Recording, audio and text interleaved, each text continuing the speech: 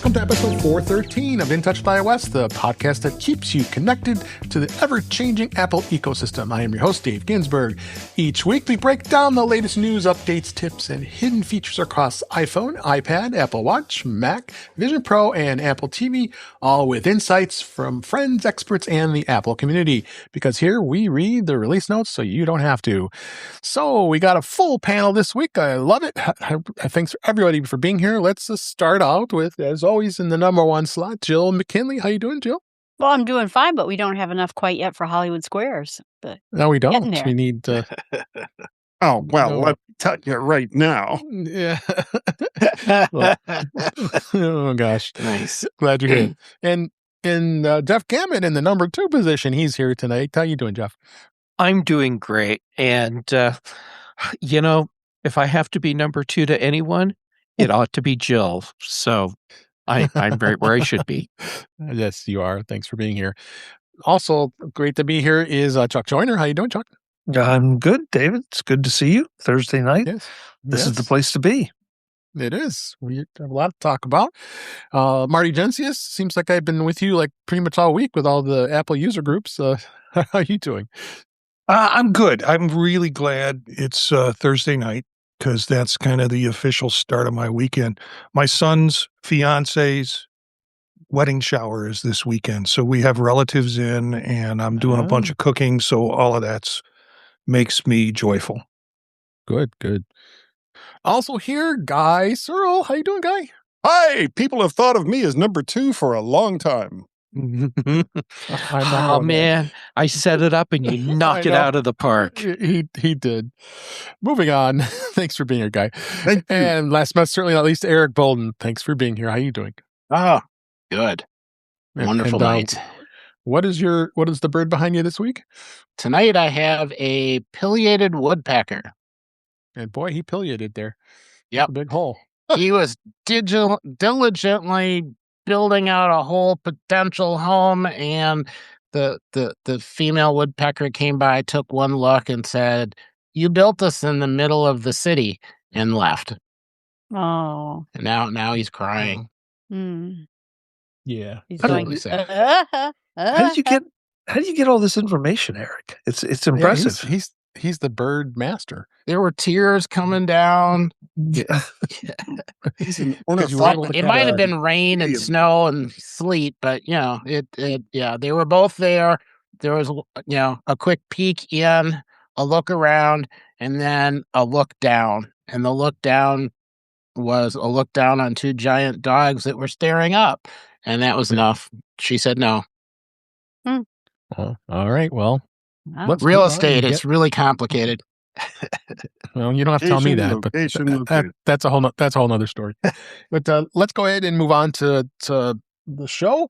We have breaking news. This literally came off the press here a few hours ago, and ITC judge rules that Apple Watch blood oxygen workaround does not infringe on Masimo patents. Apple blood oxygen sensing implementation in the U.S. does not infringe on the patents owned by Masimo, and Apple will not face a revived import ban. A U.S. International Trade Commission judge said this week, after it was found that they violated Masimo's patents. Of course, as we know, the blood oxygen sensing, the Apple Watch faced a U.S. import ban. If you remember that, back in 2023, which still is in place to today, but they began reselling it not shortly after the next month in January 2024, and they didn't do the functionality. But then Apple in August of 2025 did find that workaround where it was able to bring the blood oxygen sensor back to the U.S. Apple Watch owners.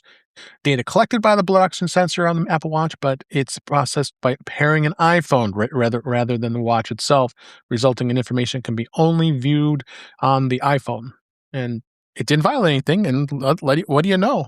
A judge agreed with that. So this is good news, I think, because I have this. I think a few of us have this Series 11, and I'm happy to see that that's not going to have. Start with Jeff. What do you think on this? I think this is actually great. Okay, whether or not Apple infringed on Masimo patents at this point seems almost secondary to what's going on. because it was very clear Massimo had no intent of cooperating with Apple to resolve the issue. So getting to a point where a judge is like, okay, you got your thing, Apple changed what they're doing, and then you turn around and say, oh, no, they're still violating our patents. Okay, the judge was like, no, we're done here. And I think that's fine. Yeah, I agree with that. Marty, how about you? What do you think? You're muted. You're muted.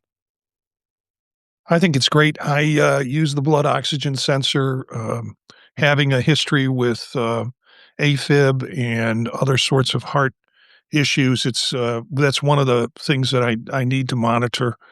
And I hope this is rectified with all of the watches that were shut down. Is that part of the deal? Oh yeah, well, no, the ones with the older watches, because I had the Series 9 and it got grandfathered in because I had already purchased it prior to them stopping it from working. So if I still have had that, actually, my wife has my Series 9. I think about it, so she's able to use it the way it used to work because they couldn't pull it up. It only happened when they during the Series 9 model year. That they pulled it on any future sales. But yeah, beyond that, any other model since has not been able to do it the old way. But now will it be able to go back to the direct on watch response? Well, no. According to the article, it just says that they just ruled that allowing that they're saying that Apple is not infringing on just what they're doing using the iPhone. So I think that is how they're not, is by not doing live. Yeah. Yeah, this was a this is a good comment from Witherbuck. And if anybody's not here, we'd love to have you in the chat here at youtube.com/intouch with iOS. He says, I haven't been sure that the oxygen in my blood has got this watch in over a year. So yeah, it's that's probably the thing. A lot of people probably just forgot about it, I would think. Chuck, what do you think of this? I don't want to rain on anybody's parade, but if you go down a little bit farther, it says that since today's decision is preliminary, the full commission will need to affirm the ruling. So I'm holding my breath. Obviously, I think this is great news.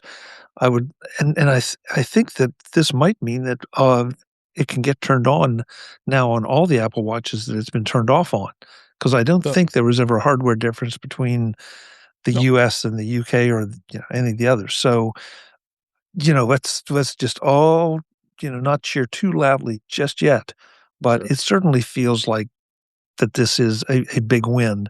And the again, farther down the article, it says that Apple is appealing the ruling that went against it for $634 million. So that's still out there, but it would be nice to see this get fixed. Yeah, let's not confuse it. This is the version that they came out later, allowing them to be able to use the iPhone as the device to show the blood oxygen as opposed to showing it directly on the watch, on the Apple Watch. So yeah, the original way it was done is not. They can't do that until that gets overturned. But that doesn't seem as possible. Did you ever want to add one more comment, Jeff?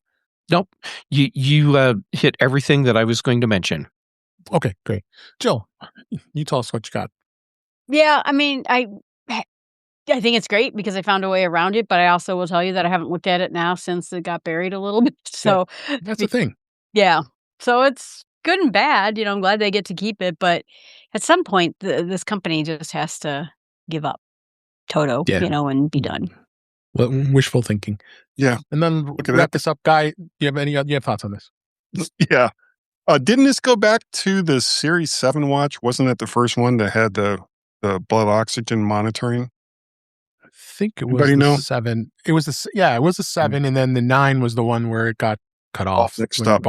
When you bought it later. Okay. And I'm obviously not a expert on patent law, but isn't there like a fair use kind of provision in patents that, if somebody requests to license it, and you have exclusive technology, that they need to come to some kind of accommodation to allow it to be licensed?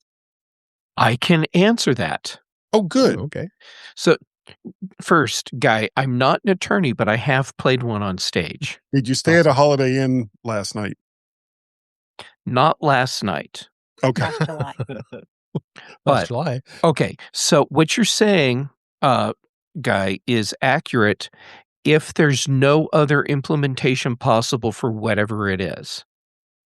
So, like for technologies, like there's been a thing with some of the wireless communication technologies where that's the only thing, and so then in a situation like that, that technology or that patent has to be licensed to other people. But if there's another way to make something happen, then no, they don't have to. So for a blood ox sensor, there are multiple ways to do that. Masimo doesn't have to license their patent technology to other people, although it makes sense to do so unless your intent is to just milk as much money out of a company simply because you think you can. All right. So what if this passes, what they'll be allowed to do is not live censoring, but to allow you to go in and to your iPhone. Okay, into the so you can't look at it directly on the watch, but you can look at it on your iPhone live. That's correct. Yeah. Okay. Yeah. All right. Well, I mean, that's when it comes to the health stuff, for the most part, that's what people are doing anyway. So Sure. It's like, Massimo, go jump off a flying lake or something. Nobody wants to hear their crap. Yeah. So, all right, let's go ahead and move on. We could probably talk a lot longer on this, but I want to go into In Touch with Vision Pro this week. There was a release candidate of Vision OS 226.4. It's available for the Vision Pro. I did not install it just yet, but don't think there's much else changed from the other betas. Marty or Eric, did you install this? I can't see anything else. I mean, it's the same thing. I haven't installed it yet. Yeah. I have 6 minutes left. I knew you were doing it. So I don't think there's much else to talk about it. Once it comes out, we'll see. Because you expect the release candidate was released this week. I would anticipate it'll be out probably next week, Monday or Tuesday, usually Tuesday. With that, so I got a link in the show notes if you want to see more info on that. But I also found this interesting article here. This was just released today, and Apple's Vision Pro gains smoother gameplay with NVIDIA's top GeForce Now streaming plan. NVIDIA's been NVIDIA's most expensive games streaming plan now supports 90 frames a second gameplay on the Apple Vision Pro. The GeForce Now also streams at a higher resolution for Vision Pros compared to other headsets. It will now support. It will support up to 120 hertz refresh rates, which is the M5 Vision Pro. The original M2, which Eric and I still have, is at the 100 hertz refresh rates. So looks like we're going to get some new technology here with NVIDIA being able to do some more streaming in here, and this is kind of cool. Marty, what do you think? Well, we've reported on Vision Pro profiles that NVIDIA or Apple's been working on the foveated view, which is going to really help them. And I think it's at the right time for NVIDIA to be, I think it's intentional is what I'm saying, that the kinds of things that they've been doing with processing the optics on this device fits in directly with NVIDIA being able to be active in terms of games. Eric, anything on this? Yeah, it also makes it less likely to cause discomfort with motion as you increase the resolution and frame rates. So, especially if you're doing flight simulators or any other game that might have additional motion, you can keep your lunch. So that's very good news. There you go. Yep. So I'm going to see I continue evolving with that, and we'll see where. Say you want a resolution. Yeah. Well, and NVIDIA's gaming system is not one of the more popular ones out there. they have great games and they look fantastic because that's their specialty. But really, once you can get Steam games on there, then it'll be amazing because that's where you get most of the people. But it's a good step in the right direction. Agreed. Okay, let's go ahead and move on. And we're going to go to beta this week. And we've got iOS and iPadOS 26.4. The release candidate is out, and there really isn't much to say other than what we've been talking about here. The fact that it does have a lots of the different things we're going to talk about. I don't think we'd have to spend too much time on it, but when again, like all the other release candidates, we expect they'll be out next week with that. So you have Mac OS. We'll talk about that in a minute here. And a couple things I did find here is the fact that the iOS 26.4 will actually have family sharing for other family members to use their own payment methods. That's new. So what's happening here is there's a long needed billing fix in iOS 26.4. It was always the biggest sticking point for family sharing is the fact that Apple launched it in 2014, and every purchase had to go on that master family person that was leading up the account.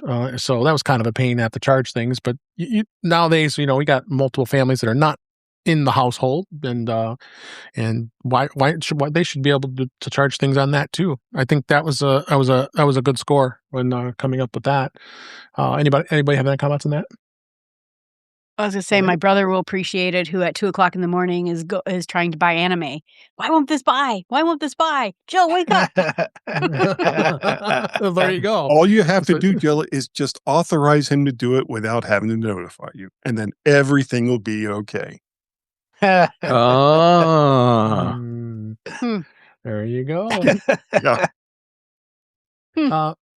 So, and then this just was going to be coming out on tvOS 26.4. Amazing. We have something to talk about on tvOS. It includes a new Genius Browse section in the Apple TV app, which gives you recommendations for TV shows and movies across multiple suggested categories. The suggestions will be based on content preferences, and the categories are updated regularly. Some examples include upbeat workplace comedies, intense psychological thrillers. History gets hilarious. So that's kind of fun. You can actually look for stuff a little more than what you could do just by looking at what Apple would suggest. So that's kind of fun to see. So surprising, they're adding some stuff in Apple TV. Are they going to ever come out with a new Apple TV? That's a good question too. Is it necessary? Sure. Well, sure. A new Apple TV? Sure. Absolutely. A more powerful processor, more modern processor, that improves gaming, gives you better performance. And if you wanted to have any of Apple's AI automation related features, you need a new processor.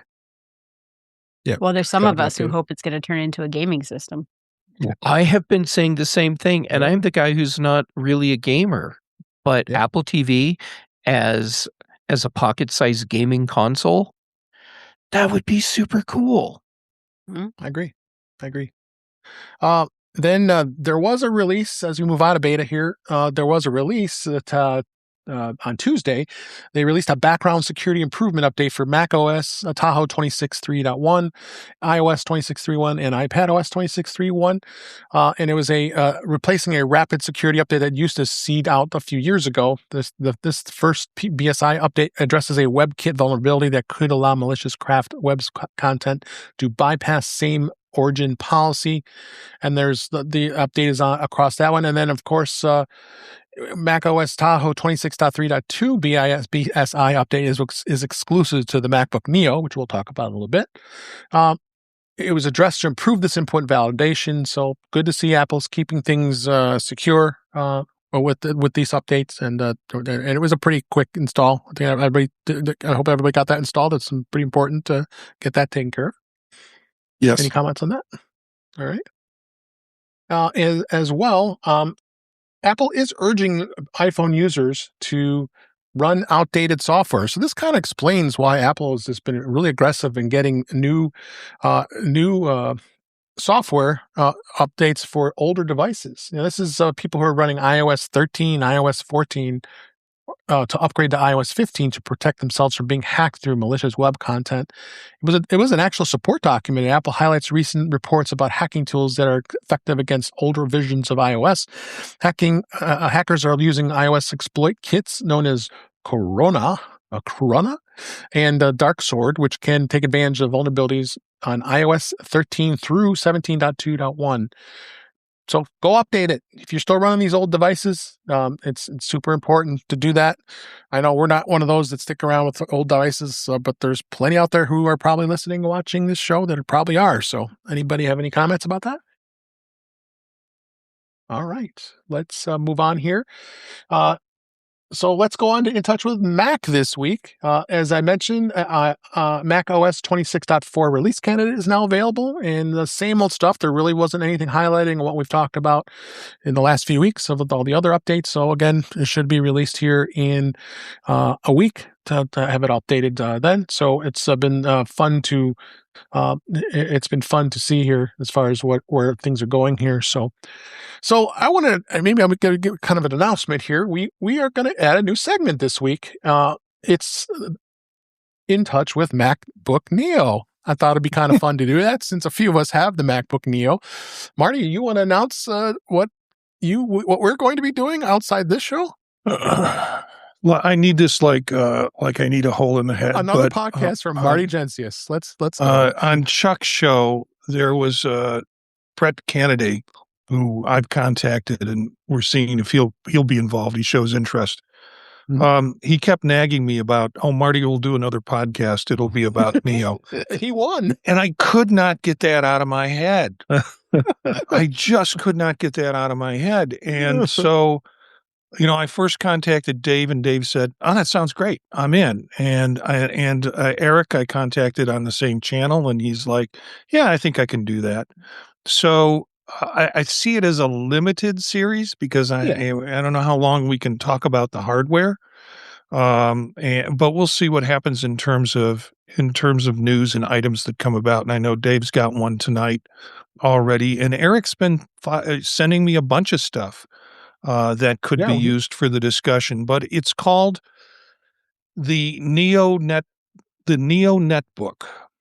And it already, I've put a YouTube channel up, and so you can find it at youtube.com/at the Neo Netbook. I just wanted it to be Neo Netbook, but apparently there was a netbook called Neo that kind of 14 years ago, and they haven't posted since then. Did it even come out? I don't know. I have no idea. I think it was a Microsoft product that was announced that they ultimately never shipped. Yeah. Well, we are going to do this starting on Sunday night. It's going to be a shorter show than what we typically do with Vision Profiles. And we're just going to keep up with the weekly stuff that's happened. Some of it that we find in Reddit, people attempting to do things, some of our experiences with it as it comes across. More of a conversational, not dropping a lot of links, and easy on the ears, hopefully. So Sunday night, 9 p.m. Eastern Standard Time is going to be our first episode coming up this March 23rd. Nice. And I'm setting that up. Sure. I did designs for the pages. And so, again, it's youtube.com/at the Neo Netbook. He had that all set up within, it had to have been less than half hour. Well, I was grading at the time. And grading and setting it was up like, what do I want to do? Do I want to grade midterms, or do I want to, design stuff? So this seems totally reasonable. Yeah. This explains a lot of my college experience with grades. Okay, I have branding for you, Marty. What about Neapolitan? And then you have all the colors that makes it look like ice cream. Yeah, and Eric suggested Neophyte, and I said, Eric, that's way too sexual. And he didn't get that joke either. Oh, let's move on. All microphones cost me, Marty, was money. Yeah. I'm still struggling with netbook. That leaves a questionable taste in the mouth. No, it's the Stop Neo licking it, Chuck. notebook. It's the Neo said notebook, not netbook. You said Because So it's like okay. a notebook that we're doing about the Neo. I withdraw the comment. Then that's much but you made a better. mistake, and you did say netbook. Yeah, it's like really? I probably netbook? said netbook. Yeah. Yeah. Okay, good. All right. Stand by the Neapolitan ice cream because that's the colors of the Neos. Neapolitan ice cream is yellow? Yeah, there's lemon, right? Strawberry, and then a blueberry, right? Aren't those the three colors? Yeah, it's only yellow in Alaska, Chuck. Guy. Moving on now. Craig said in the chat here, timely, especially for the new product. Thanks, Craig. I think we're going to have some fun with that. So maybe I'm wrong. So maybe that's chocolate. I think you are, but I think I'm going to I move on. thought it was before chocolate. It gets any Sorry. So far, I'm very impressed with this MacBook Neo, and in fact, I talked to somebody today at work that I was helping, and she was like, we started talking. I said, I am the Apple and all this, and then I just bought my first Mac. It was the MacBook Neo, and I'm absolutely loving it. It's fast and it's been working great, and I just love to hear that. I said to her, I hope she listens to the show. Hopefully you listen today, and hi Jess, and we'll I'd be curious to see what her impressions are. And she's not anything like us with being nerdy guys here, guys and gals. So it's kind of cool. But I've been pretty impressed with this Mac. I mean, I've got 2 articles already here this week that came out specifically, and I think this is new for Marty and Eric that I just found today. And one of them was despite hardware limits, Parallels is working fine with the MacBook Neo. Think about how much processing speed you really need to run Windows on a Mac, especially with the way it works here. So it says it is impressive at the $600 price, but the A18 Pro processor is probably one of the biggest compromises compared to modern MacBook Airs. That this was an Ars Technica in the review, but those who have limited resources, it's still good enough to run Windows on your Mac using the Parallels virtual software. So says Parallels themselves, but with some testing and benchmarking, it had declared the Neo suitable for lightweight computing and everyday productivity.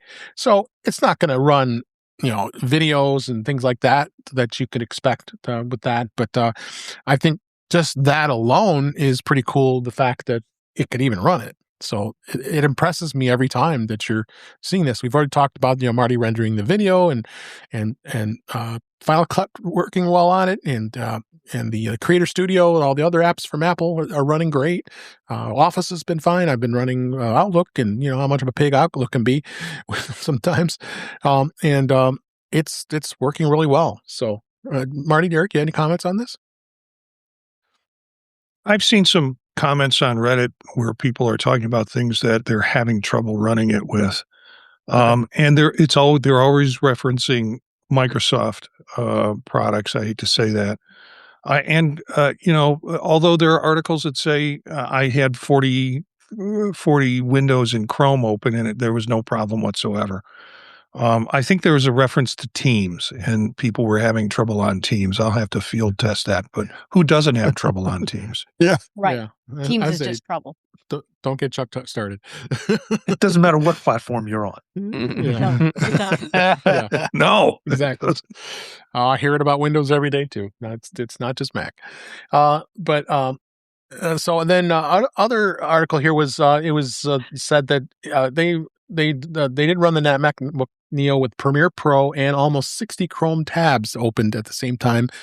Chrome, we know how that browser works really well, and it was impressive the fact that it did keep up with the 4K video editing and the heavy-duty multitasking without slowing down. So just 2 more things that impresses me of what this MacBook can do. It's not for everybody, but I think even not only elementary and high school, I think this is going to be a great college.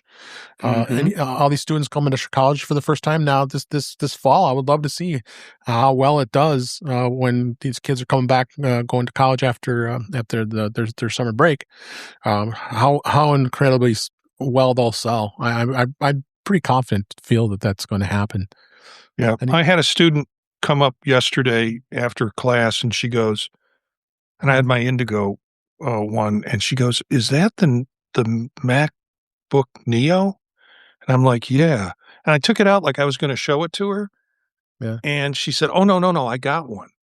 It's really incredible." Nice. I think she got silver, like Dave. But she, so this was weird. People are starting to spot them in the wild and realize what they are. Yeah. Well, if you got the color, but go ahead, Eric. Yeah. Well, I was going to say the other surprising thing I'm getting is, yes, a bunch of new users or users that haven't had a Mac in years and years, but I'm also seeing people that have Macs, even more powerful ones, especially work-related ones that need to do something that's not work-related. And the new rules are saying, nope, you got to keep the things separate. And no one could really easily afford to do that before. So complying with corporate rules or school rules is much, much, much easier now. So you could actually have a second Mac that's just your personal stuff and not mix. Yeah, absolutely. I'd be curious to know how it would work as a podcast machine. I mean, not for something like, your setup, Dave, because I think that would probably freak it out. But just being on, I tried. like, oh, you have? Mhm. And it worked? Yeah, works fine. Okay, so you used Ecamm with it, and it was good? It was. Wow. I was I playing around. guess we know what Guy's next computer's going to be. Yeah. Probably. He's keeping quiet. All right, let's go ahead and move on. And we'll here and there talk about the MacBook Neos in a segment. It might not be every week, but like Marty says, they're probably going to be a limited series of that podcast. But we'll have some fun. So let's go on and talk about a new product release that happened this past week.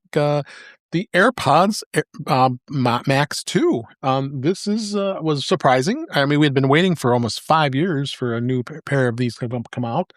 And the amazing thing is the fact that it has the H2 chip in there, and it's got more effective ANC, and it's got the adaptive audio and live translation, just like the AirPods Pro do.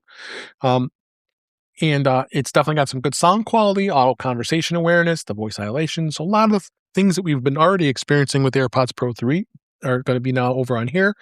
And that active noise cancellation was improved with it as well. Looks pretty much the same. And, of course, I'm looking at the Apple's press release, so they're going to go hype it up pretty good here. Even voice isolation, and even with the camera remote, you can capture content at a distance by pressing the digital crown on your AirPods Max to control your camera too, which is kind of cool. So overall, I think it's pretty cool, but you got to expect it's going to go an increase in price. So it went up $100. So it's now $549 for this pair. Of course, USB-C. There's so many people out there, like our friend Jim Ray. He's got the original AirPods Max and keeps putting them in the freezer every week when we stop working.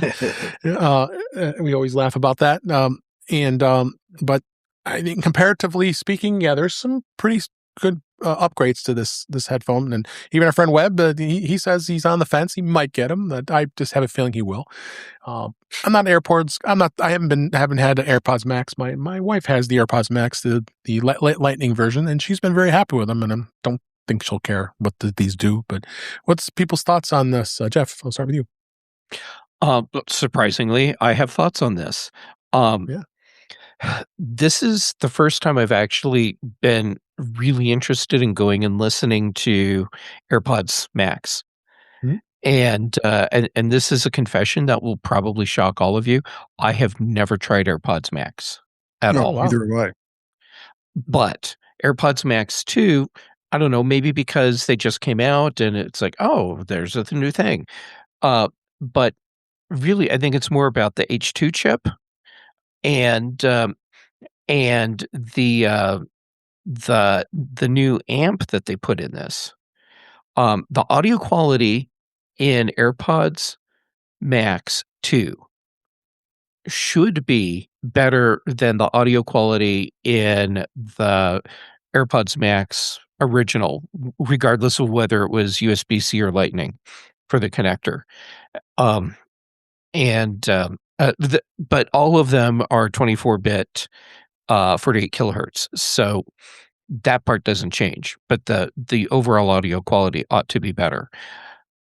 Okay, now this is starting to sound really interesting. I want to get a hold of a pair, plug it into one of my DACs, probably multiple of my DACs, and see what sort of audio quality I'm getting off of this, listening to my highest quality digital audio files connected directly to one of my DACs.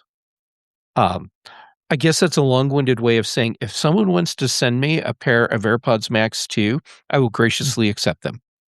I figured you would. Chuck, do you have any thoughts about the AirPods Max 2? Just that I'm happy to see Apple continue to upgrade this. I know for a little while it seemed like this was going a long time between updates, and it feels like Apple's really kind of firing on all cylinders here, trying to appeal to various aspects of different markets, like the AirPods Pro, or scratch that, like the AirPods. Whether you like in-ears, noise cancellation, better noise cancellation, cans, lower price, they've got something for you, no matter what you're interested in. Just like with the Neo, now we're seeing Macs at various price points and iPads at various price points. I feel like there's a theme building here, and I'm really, really happy that the AirPods, but whichever one you we're talking about, are fitting into that mode and that model. Yeah. Any else? Any comments, Marty or Eric? Well, do we think that beyond, because Apple has not always, but has pretty much exclusively been a company that sells premium products at a premium price. And the fact that they now have the 17E, which is $599, and that they have the MacBook Neo, which is $599 or $499 if you've got, an education discount. This is kind of, at least for me, this is kind of uncharted territory to talk about, because Apple was never the cheapest solution. And you look at something like the Neo, it has an aluminum body. It only has 8 gigs of RAM. But overall, when you look at computers that are also being sold in the, let's be kind and say $500 to $700 range on the other side of the equation, for the most part, they're not great computers. Whereas the MacBook Neo and the 17E are solid products, handled by a company that makes solid products. So, what's the next thing that they could come out with that would be more budget friendly? Yep. How about Apple TV in a stick? And that would be interesting. Well, it would basically just be the application then. Yeah, probably. Have a lot of processing on that. Wouldn't have any processing on that. It would have some. You can put processing in an Apple Watch, so you could put one in a little stick that plugs into your television. But wouldn't that be nice to have Apple TV on the go? Like you're traveling, you're in a hotel, you take your Apple TV, boop, plug it in. Yeah, I used to bring my Fire Stick traveling. Yeah, it's a thing. Yeah. All right, let's go ahead and move on. I wanted to talk a little bit about the AirTag. The AirTag 2 just came out not too long ago, and there hasn't been really much discussion about the fact that they both look pretty much the same. Interestingly enough, I did see something it was on YouTube or something. I was watching a video showing how do you distinguish between the differences between the AirTag 2 and the AirTag. Well, you flip it over on the other side. It has all the writing around where the Apple logo is, and the AirTag 2, it's all in capital letters. In the original AirTag, it's in lowercase letters. That's the only way you can identify what the difference is. You look at them, and put them next to each other. It's like there's no way, unless you knew that, how you would know if it's the two or the one, as we'd call it. So a couple of the improvements that includes precision finding upgrades with the new ultra band chip. So that's going to be much easier to find, because sometimes you go to try to find something, it can't reach it, so they've really improved that part. The Bluetooth, there was the big thing. The updated Bluetooth range is going to give it much better range when you are trying to find it. But the big thing was the louder speaker, and yes, it is loud. I don't know if anybody's tried it on the AirTag 2, but it is really loud. Jill, you're shaking your head. Have you already experienced it? Was it really loud for you? It was loud enough that I'm someone, where's my wallet? Where's my keys? And now I can find them. Yes. Yeah. So that was a big up improvement. They do have some new privacy protections, and it was some bad actors using unwanted tracking. Although Apple's sought to mitigate the problem via software updates over the years, it has some new protection with AirTag 2. As far as designed with tracking objects, it's not for people or pets. Then the new AirTag incorporates a suite of industry first protections against unwanted tracking, including cross-platform alerts and unique Bluetooth identifiers that change frequently. So I still see people using it on their pets. Family members are putting it on their dogs, and I think they still use it. I don't know why that's such a big deal. It's helpful when you can't find your dog. I just don't know why that's such a big deal. It's a swallowing issue. Right. Okay. That makes sense. But you missed the big difference, Dave, is the batteries with the bitter coating fit inside the new ones, and you don't have to sit there and scrub them off with alcohol. Oh. Yeah. And the precision finding from the watch is nice. Yeah, exactly. So then, like I said, what hasn't changed is battery life, because it'll last about a year. It's such a pain in the butt to get those things open. Jeff, you opened mine. I wanted to change the battery. Yeah, I cannot get that thing open. So, Dave, here's what I think we should do, just based on the timing of when I did your battery. Bring your AirTags to Max Stock. Yeah, just set them in front of me, and I'm going to change out all your batteries every year at Max Stock for you. Probably that's a good idea. Don't I'm not kidding. Do it. I know I will. Isn't that crazy? The people do that. You just got to. My fingers have been so bad. Wax on, wax off. Put it between your palms. Okay. And you twist with your palms, and that's how you get them on and off. Yeah. So but or you just bring them to Max Stock and make me do it for you. Yeah. Right. Jeff, we'll just have a have a booth set up for people that can't get their batteries. We'll set up a booth. By the time you do about a couple hundred, your hands will be like sore as heck. Yeah, but everyone's going to be tipping me. So by the time I'm done, I'll have enough money to buy a Neo or some new Apple product. Yeah, I can see Jeff sitting in the back with a little stand with a little banner above his head, and maybe also selling lemonade on the side. Has anybody have others here? Sorry, has anybody here bought the AirTag 2 yet? Yeah, I have like 4 of them sitting in a box waiting for me to do something with. Me too. I bought. And I think, given what I've heard about them, and I might have tested one out on something, but I'm going to put them immediately on my car keys, which is the biggest concern when I can't find it, and attach it to my wallet. So those are the 2 things that I've got to find, and I've got to find fast. And I rarely misplace them, but when I do, I go nuts. I bought one of those. It works with Apple's Find My. It's a little card that you can stick into your wallet, and it was advertised to work for like 6 to 9 months. Yeah, I have it. It stopped working after a week, and I don't even bother with it anymore. Mine just ran out of my wallet. I have that credit card. I don't have it close to me. I would grab it, but surprisingly, but all I had to do is put it on a MagSafe charger, and it charged right back up, and it's working fine. It must have gone for about 6 or 9 months, right? Yeah, Yeah, it lasted a pretty long time.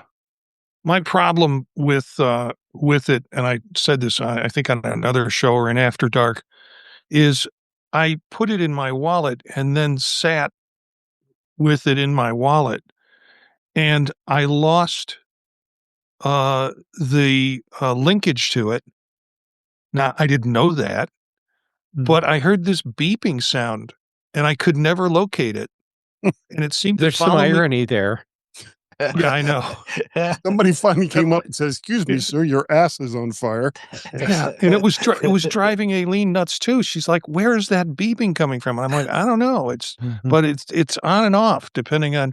And it was sincerely because I was sitting on my wallet, and it was blocking any RF or whatever to my phone, and the signal went off that it had lost signal. So But I have 8 of them, and Of the new one one? in each car, one in each car keys, one in my wallet, one in my bike, one in my camera bag, one in my backpack. All right. Well, you could be like Craig. That He's makes got sense. Craig has 4 AirTag Wow. 2, but he has 30 ones. So yeah, I'm about ready to toss the old ones and just start fresh with the 2s. Yeah, I've I got gave like away my 8 ones. ones. I still Yeah. have them.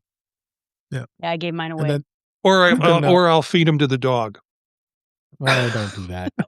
Hey, I'm going to throw in a plug for Guy. I don't know which one you have, but I have the one from Rolling Square, and it has performed I like gotta a look. champ. The battery life has been holding up. I'm glad you said something because I think I meant to put a note on my calendar, which is the way I remember to change some of these things. I don't wait for Macstock for Jeff to come and change Well, my batteries. are they rechargeable? The one that you have? Yes, Yeah. yes. Yeah. And that's the beauty of it. The It's fun. first model Yeah. wasn't. The new one is, and it is loud enough because you think about a wallet that you're putting stuff around that speaker that you're trying to hear. This is plenty loud for you to be able to hear it. It's not like you have to tell everybody in the room to be quiet. You can find it pretty easily. So Yeah. Do you it think might- you'd be able to hear it if Marty was sitting on it? That was my Well, not question. from his house. No, Well, I'm my not gonna ass dig- is pretty big, Chuck. Wow, thank you for sharing that, Marty. That was a picture I didn't need.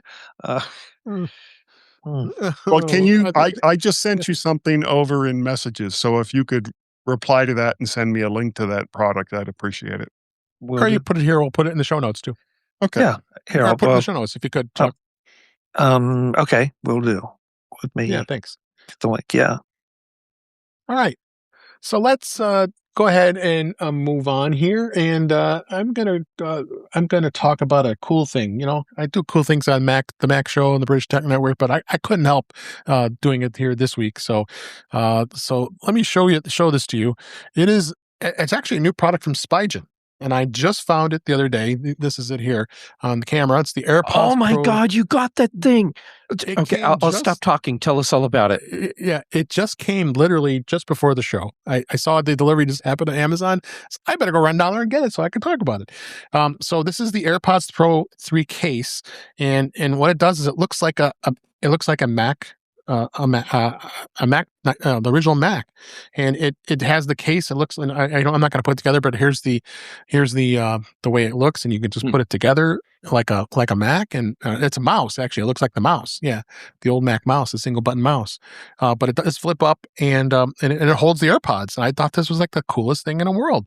And I've actually got a link. I got a link here in the show notes. I will bring it up here really quick here, so people can see it. This is on Amazon. I guess that link didn't work. Let me try again here. So I also check that link, make sure it's right. Let me go back and bring it up on the article I had for it as well. You know what? I clicked the Rolling Square wallet. That was why. Let's see if I got the right one now. Yes, I do. Here we go. So let's go to this, and here it is. So this is we have it on the screen here if you're watching live or on video. So it looks like an old original Apple mouse, and it just clips up, and it's showing the picture here, and it look, it's the retro design of the mouse. It's the coolest thing, and this is made by Spigen of all companies. They're a pretty big case company, and all you have to do is use the button to secure it from on the so it's got a secure lock on the, because every time that the AirPods can flip over on its normal case, or when you have another case, it doesn't work. It doesn't lock it, so it could fall out, and but it's kind of fun. I think, and this is only like $24.99. I think it is. Yeah, $29.99. That's not that bad. I mean, I'm still supporting this case that Chuck recommended. I think he still uses it, the rubberized case, and it's not bad. But I thought this was a fun thing, and it's very cool. So, anybody have any thoughts? It is cool. Did we lose somebody? Yeah, we lost Jeff. Oh, okay. He went to order one. He was so excited. He's so excited. Okay, he should be back here. So let's. So if anybody doesn't have anything else on that, let's go ahead and move on here. Let's go to some of the news stories this week. We've got plenty of time here. So, Perplexity, they launched a Comet AI browser for iPhone with a built-in assistant here. So this is kind of cool. They released they expanded the Comet browser to iOS, making the AI Comet Assistant available to iPhone users. The Comet browser for iOS has many of the same features as the Comet browser on the desktop, including a voice mode for speaking questions and hybrid search experience, but it does lack some extensions. Comet is offering standard search results that you might expect from any web search, but this adds Comet Assistant to able to provide more in-depth answers and completed tasks.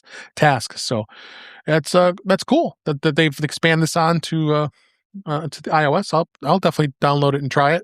Anybody have any comments about that? Well, wasn't there an AI browser called Atlas? Yep. There's one that's out there too. Mm-hmm. Yeah, that's ChatGPT's version. Okay. Yeah. So another. They're all doing it now. I don't know if Claude has one yet, but Perplexity and ChatGPT. Gemini doesn't have anything. Does anybody else? Is there any other browser? I know there's Dia, and there's a couple others that are. Claude has an app. They have an app, right? Does co-work and coding and then the regular chat, but it has the ability to read websites, which most like ChatGPT and stuff can't. So it has the functionality there.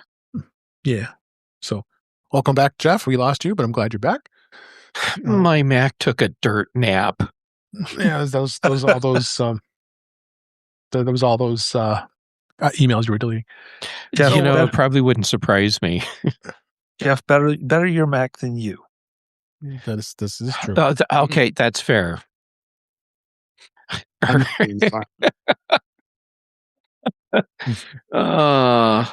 All right, let's move on here. Next story, Apple's head of home hardware leaves for smart ring maker Aura. Brian Lynch, the senior director of Apple's home hardware engineering team, is leaving Apple for a smart ring company Aura. And this was reported from Bloomberg. Lynch accepted the role as senior vice president of hardware engineering. It seems Aura has poached several employees from Apple over the last few years. Lynch's departure is apparently causing fresh upheaval on Apple's home products team as it aims to debut home devices. Apple's been rumoring to working on a smart home hub, but the launch was pushed back, of course, as we know, because of Siri's. Okay, I'll trigger your S lady. Deployment delays. The hub is now planned for September 2026 with other devices for like home security and automatic sensors. So, anybody surprised about this? Not really. If they won't make the things, then what's the person who's in charge of it supposed to do?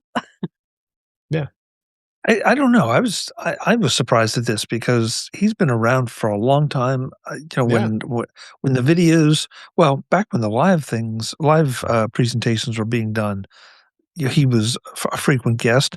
He was a frequent guest on the videos, and Joe brings up a great point. But it also feels a little strange that, he's going to Aura where they do a ring. And with no disrespect intended to Aura, but they do pretty much one product. and at least Apple would have a lot more variety. So there may be, who knows? There can be a million reasons somebody would shift like this. Well, Chuck, they do one product today. Fair point, Jeff. But Apple also has a reputation for not paying as well as some of their competitors. So if you've been at Apple a while and some other company comes along and says, "Come work for us, we'll give you this much money," and you go back to your bosses and say, "How about if you pay me this much money?" Apparently, Apple is very likely to say no. So then you leave and go get that money from the company that offered it to you. Yeah. Well, yeah, I kind of want to speak on behalf of my experience with the Aura Ring. Works well. It's a good product. What I'm seeing is they're adding components onto it. So if I want to get different access out of just this product, so it seems like from my use in the last couple of months, they have really tried to expand what this one product could do. And I could imagine if I was at Apple and I had a whole bunch of products in line that didn't get released and have been held up, and a company comes to me, like Jeff has suggested, and say, here's your salary, go ahead and start to come up with products or accessories that we can add to this current product. And, the sky's the limit for you. I could see them in wanting to make the jump. Yeah, no, makes sense. Makes total sense. Anybody else on this? I just wish Apple would come out with the things that they're going to come out with. It's kind of killing me a little bit. I'm interested in the home stuff. I'm interested in the S-Lady stuff. And I'm like, none of this that they supposedly are supposed to release, none of this information comes from Apple. This is from the speculators and the analysts and all the people that keep talking about, well, Apple is going to do this and Apple's going to do that. And there's no accountability for these people when those things don't happen. I mean, we all remember the Apple car debacle and how many the Apple TV debacle. And there's always these rumors of new Apple products coming out. And it sounds great, it makes sense, and then you don't see them, and who gets the blame? Apple gets the blame because they didn't release a product that they never said anything about. But I would say that if those products aren't real, then they're doing nothing in that era. No, not necessarily. That doesn't necessarily follow either. Because I just mean there is nothing. Well, there's nothing that's been released, but Apple's R&D is huge. Oh, and right, Apple, for sure. But Apple doesn't want to be just another player in a given market. Right. They want to have something that they have a decent chance of having a healthy percentage or dominating. So it kind of doesn't make sense for them to get into the alarm clock market because, you've already got an iPhone. And besides, what can you do with an alarm clock? So, that's where some of the rumors, if you pass it through that filter, it just doesn't hold water. It falls apart. Yeah. Yeah. Apple doesn't play the let's throw crap on the wall to see what sticks game. Oh, for sure. They leave that for Samsung and so many of the, and that's not to say that a lot of the stuff that Samsung has come out with, and they just didn't seem to be a market for it. That's not to say that it wasn't worthwhile. And they're still working on it. Like Samsung Dex, for example, is an amazing product, but it will probably never really become all that mainstream, which is a shame. Yep. All right. Moving on here, let's talk about, Apple has now made the first iPhone that had its Lightning connector. It's now obsolete. The iPhone 5 that launched back in 2012 is now considered obsolete. According to Apple's list of vintage and obsolete products, the Apple moved the iPhone 5 and the 8GB iPhone 4 from its vintage list to the obsolete list today, and they do that quite a bit. And again, what vintage means it's over 5 years since it's been distributed for sale. The obsolete is the 7-year mark. Sometimes Apple stretches it it stretches its timelines, but so the 5 was out in 2012, and then it discontinued it in 2013 when it launched the 5S, and then that lovely 5C with all those colors. Remember that iPhone? And the iPhone 5 was added to the list in 2018. So the points to repairs become limited and based on parts availability. I would hope not too many people are sporting that phone anymore, but there probably are, and that's okay if that works for you. But it's going to get to a point where even the cellular service might stop working, data and getting on the internet, and apps become obsolete because it's going to be the older iOS. So that's how time has progressed here. That's how it goes, right? And then lastly here, we wanted to talk a little bit about this new Apple did buy this Final Cut Pro plugin partner, Motion VFX.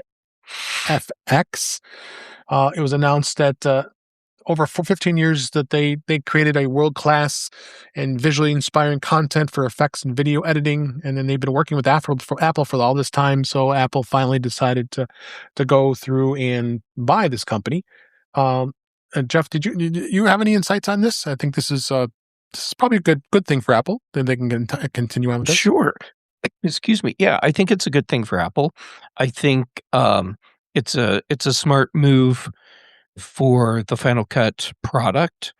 Final Cut Pro is a really nice nonlinear video editor, but its reputation was tarnished when Apple made, I'll call it a bold move, to throw out their code base and start over, which they kind of needed to do. They were really coded into a corner and had to do something. And while a lot of people have moved back to Final Cut Pro, it still doesn't have the same level of love from users that it had once before. So doing something like this that enhances the usefulness of Final Cut Pro without you having to go buy extra plugins to make it happen seems like a good. Here's my expectation, Guy. Once they finish getting everything rolled in, we're going to get a Final Cut update at some point that this is just included. It might be part of the Creative Studio package, but it'll be something that you get without having to invest more money to get the plugins. That would be nice. That's my hypothesis. I almost subscribe to it. And it's about $30 a month, and so it would fit nicely inside of the creative. What, the Motion FX? That's what you're $30 a month for some of that stuff? Mm-hmm. Okay. I wasn't aware it was. Well, most plugins are expensive. I wasn't aware they even had a subscription model.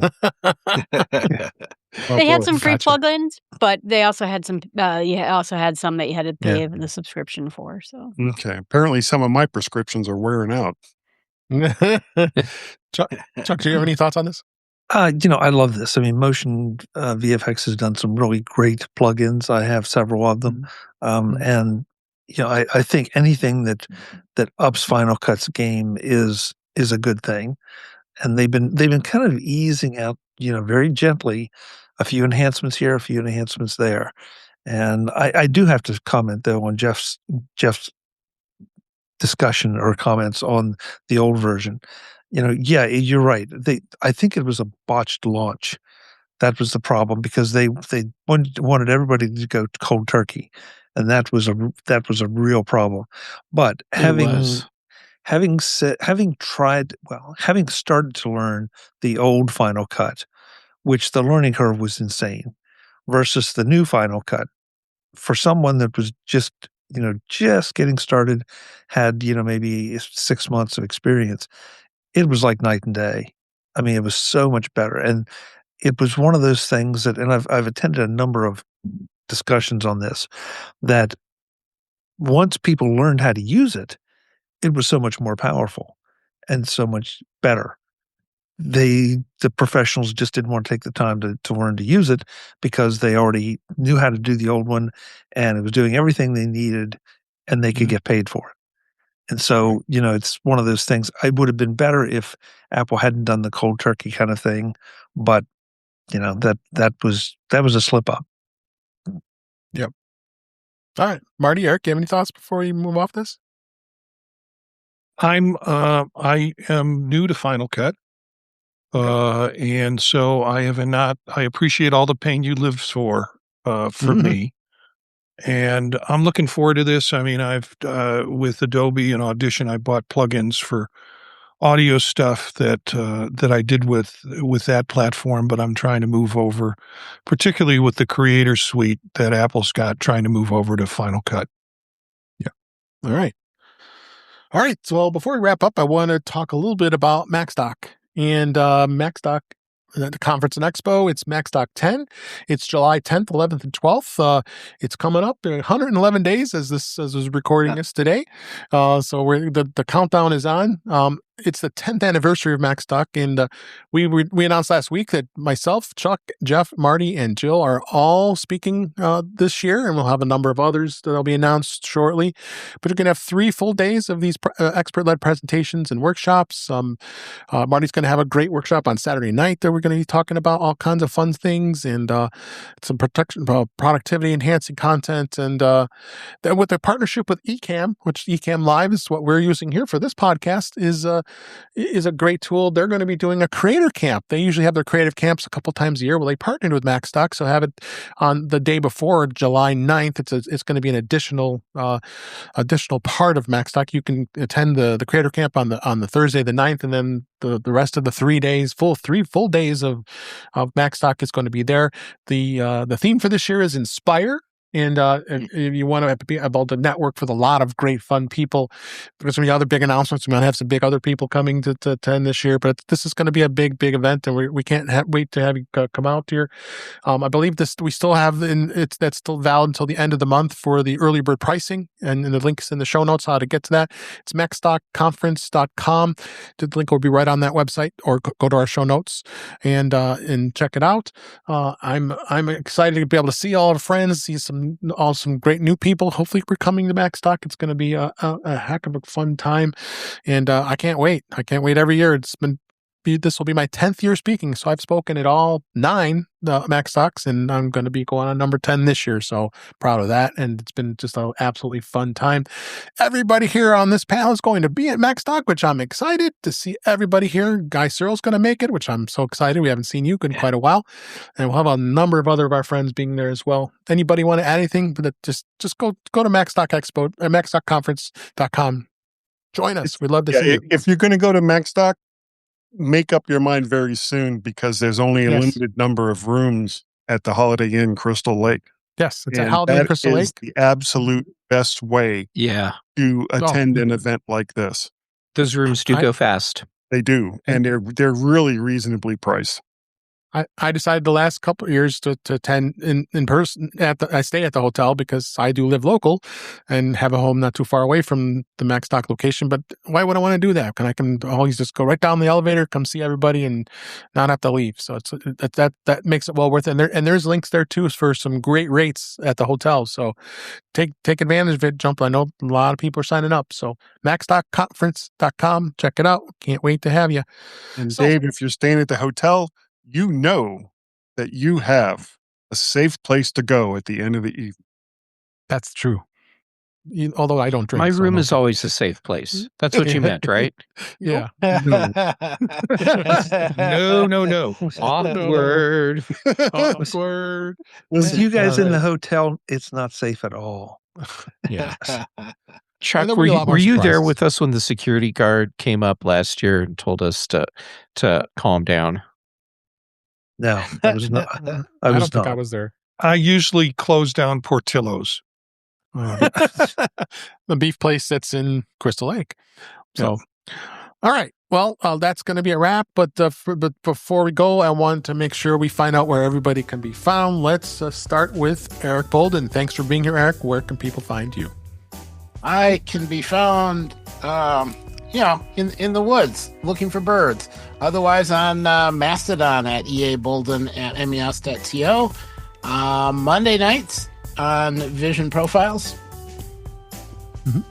Tuesdays on Mac Voices Live. Thursdays on In Touch with iOS.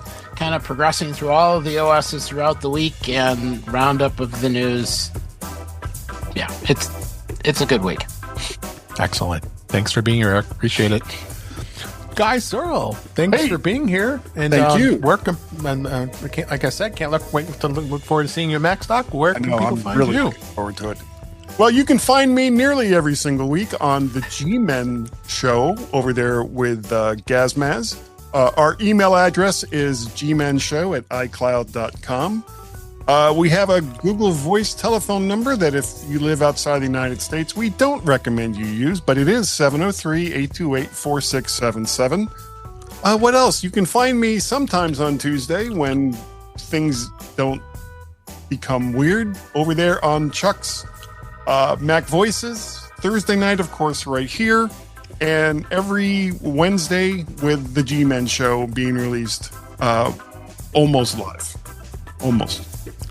All right. Thanks so much. Marty Jencius, thank you for being here. And you're the podcast machine. We've got another one coming up here. Where can people find you? You're muted. Still muted. I've got a barky dog, and so I've been trying to, not calm her down, but keep the microphone off. This Sunday night at 9 p.m. Eastern Time, you can catch Dave, Eric, and also Brett Candidate confirmed that he'll be joining us on the Neo Notebook. I'm still trying to get used to the title. You can find that at youtube.com/@the Neo Notebook. Monday nights on Vision Profiles, Tuesdays with Chuck on Mac Voices, Thursdays with Dave on In Touch with iOS, and Friday mornings when I can ditch out of a Dean meeting, you'll catch me on the Mac Show on the British Tech Network.